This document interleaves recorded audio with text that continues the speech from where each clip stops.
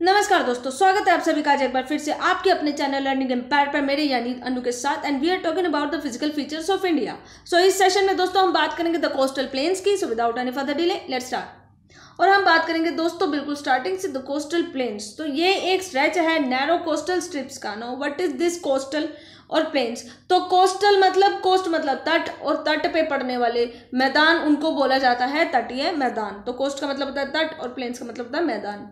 तो तट पे पड़ने वाले मैदानों को बोला जाता है तटीय मैदान यानी कोस्टल प्लेन्स। अब क्या होता है दोस्तों, जैसे कि मैंने आपको पहले ही बताया है, वेस्टर्न ईस्टर्न घाट्स वाली वीडियो में भी मैंने बताया था, डेक्कन प्लेटू वाली वीडियो में भी मैंने बताया था कि इंडिया एक पेनिनसुला है। जब इंडिया एक पेनिनसुला है तो यहाँ पे आपका आता है डेक्कन प्लेटू।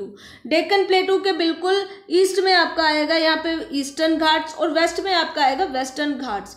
जब ईस्ट और वेस्ट घाट के भी इधर की तरफ जो आपका एरिया आएगा, बिल्कुल पतली सी जो जमीन की परत है, that is called the plains, the coastal plains. तो we are talking about this area.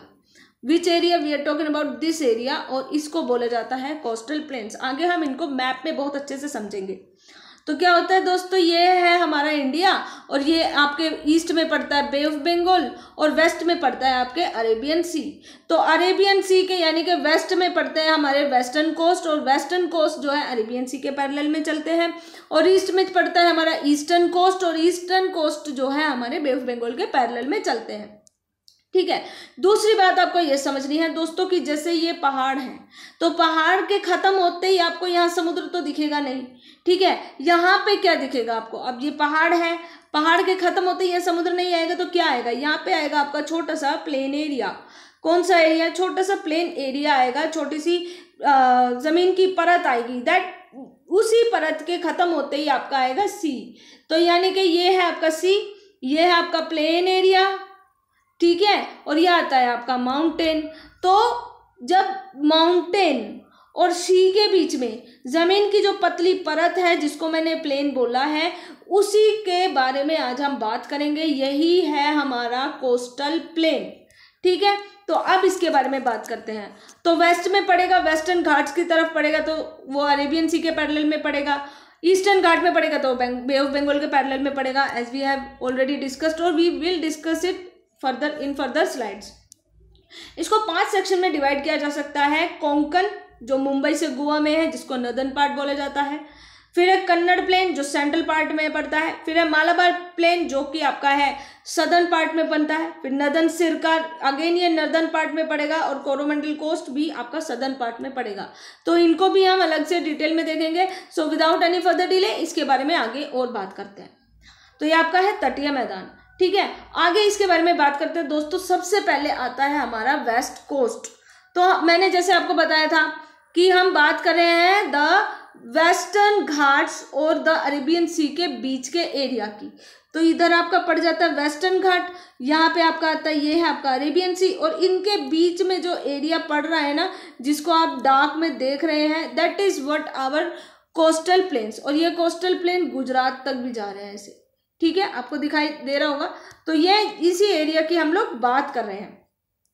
तो इसके बारे में अब यहाँ पे देखिए दोस्तों, the western coastal plain line along the west coast of India. अब ये क्या है? वेस्ट कोस्ट ऑफ इंडिया की तरफ है, तो इसको वेस्टर्न कोस्टल प्लेन्स बोला जाता है। और ये किसके पैरेलल में चलता है? आपके अरेबियन सी के पैरेलल में आपके वेस्टर्न कोस्टल प्लेन्स चलते हैं।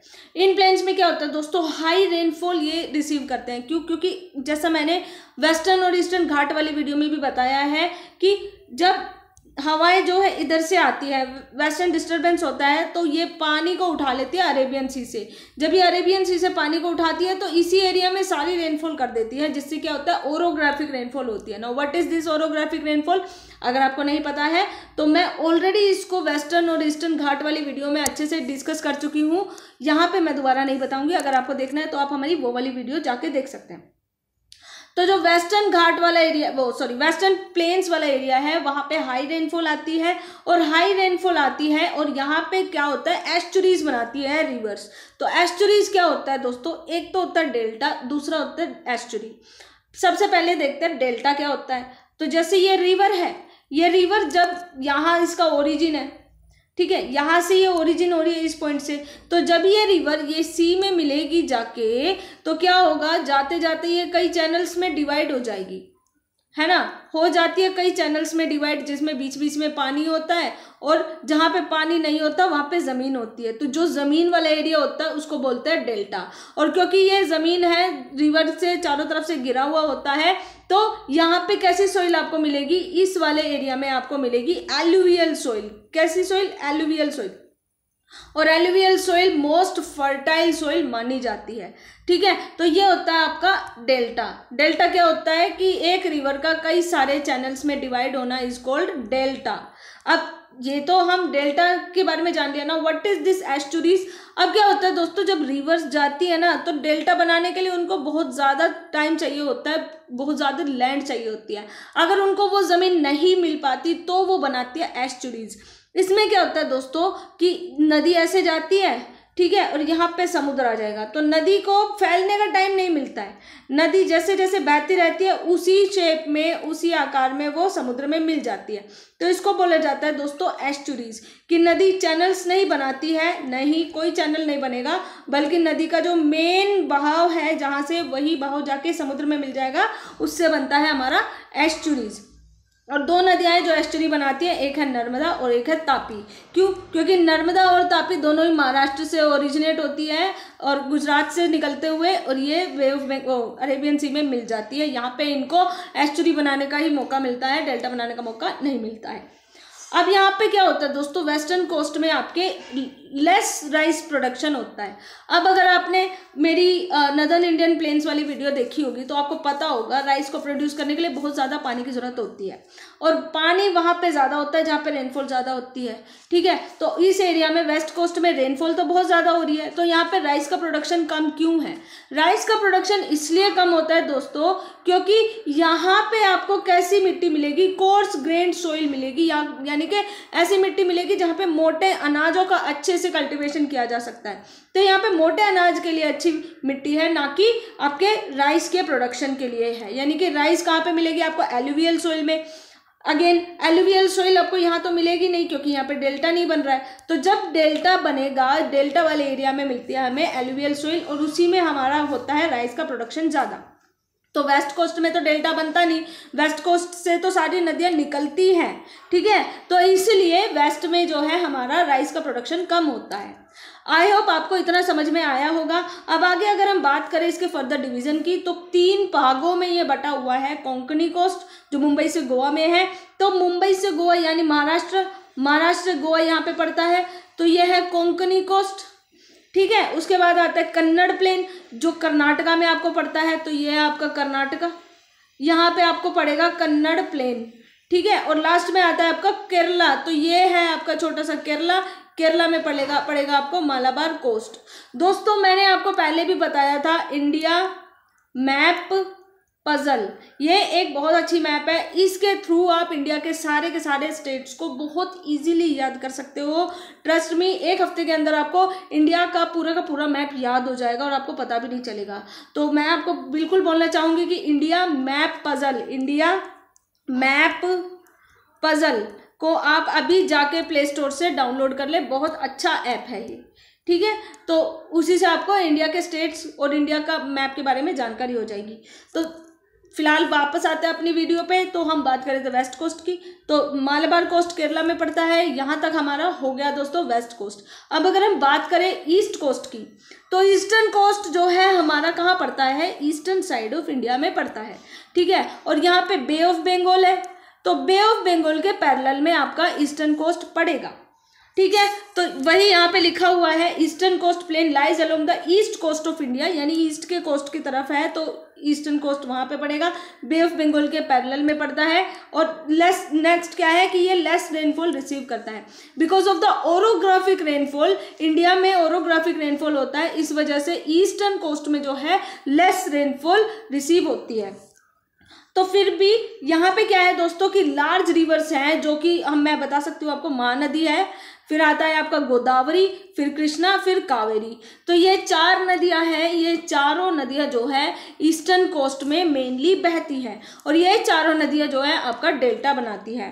ठीक है, अब जब डेल्टा बनता है तो यहाँ पे बहुत ज़्यादा राइस प्रोडक्शन होता है। नाउ अगेन आप बोलेंगे यहाँ लेस रेनफॉल है, तो ये क्वेश्चन आता है नी लेस रेनफॉल या हाई रेनफॉल। यहाँ पे बात सारी डेल्टा की है दोस्तों। अगर जहाँ पे डेल्टा नहीं होगा वहाँ पे एलुवियल सोइल आपको नहीं मिलेगी। ठीक है, और जहाँ पे डेल्टा होगा वहाँ भर भर के आपको एलुवियल सोइल मिलेगी। तो ईस्टर्न कोस्ट में आपकी चारों नदियाँ, महानदी, गोदावरी, कृष्णा और कावेरी, ये सारी की सारी डेल्टा बनाती है।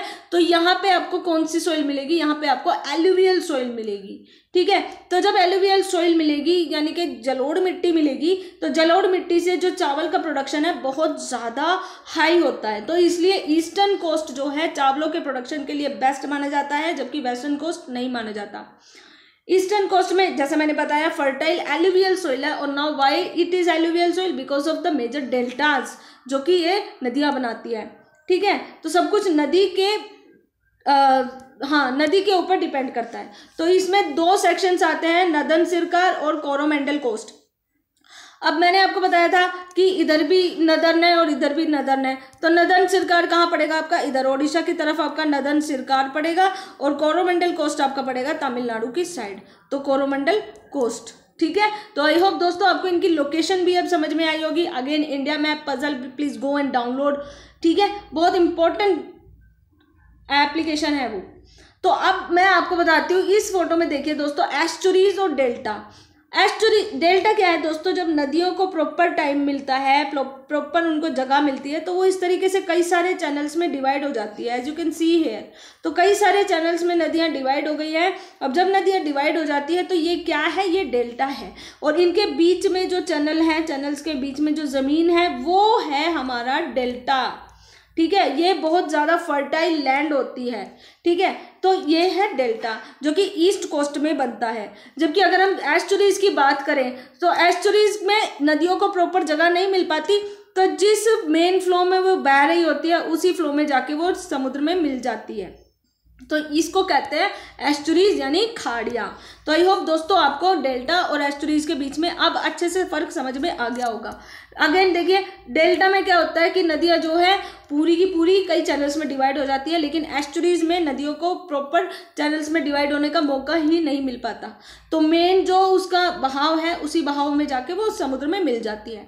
ठीक है, सो दोस्तों आगे है इसका वही, दोनों को मैंने कंबाइन कर दिया है, सब कुछ वही मैटर है जो अभी मैंने समझाया है। तो ये है इनके बीच में डिफरेंस। आई होप आपको आज का सेशन अच्छा लगा होगा। कल हम बात करेंगे दोस्तों द आइलैंड्स की।